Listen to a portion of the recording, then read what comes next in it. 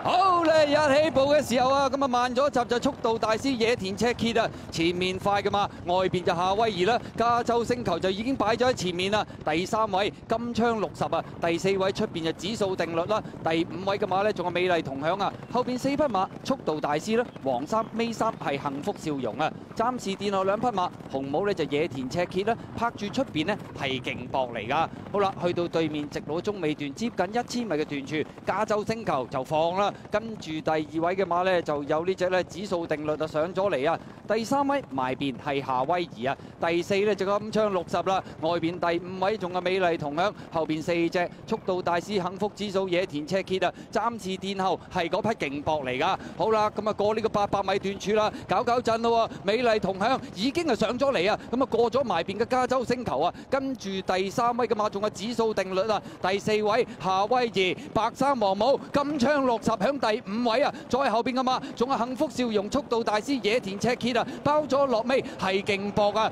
入正直路啦，美麗同享呢就佔先咗，加州星球開始追佢，再見到後多層啊嘛，有指數定律啦，出邊上緊嚟啦，金槍60啊，最後200米加州星球透出咗，咁啊見到埋邊美麗同享唔多啦，外邊金槍60，最後100米前面透出仲係加州星球啊，外邊呢就金槍60，第3位指數定律啊，接近終點啦，浪琴香港一哩錦標加州星球第3次挑戰金槍60，終於成功咗贏出呢場賽事啊！第2名啊嘛，外邊追上嚟係金槍60啊！咁啊結果呢隻加州星球今次個跑法呢就有啲唔同咗啦。咁啊尤其是入彎嘅時候，美麗同享呢就已經係走咗出嚟先啦。咁啊而直路上面加州星球出咗頭，外邊一路追上嚟，金槍60其實都相當好勢㗎。第3指數定律，至於跑第4名嘅馬係美麗同享啊！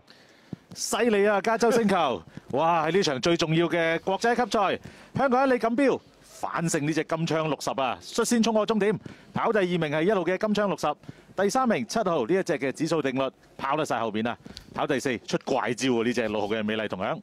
出嚟走快啲，原來美麗同享走快啲，大家捉錯咗精神。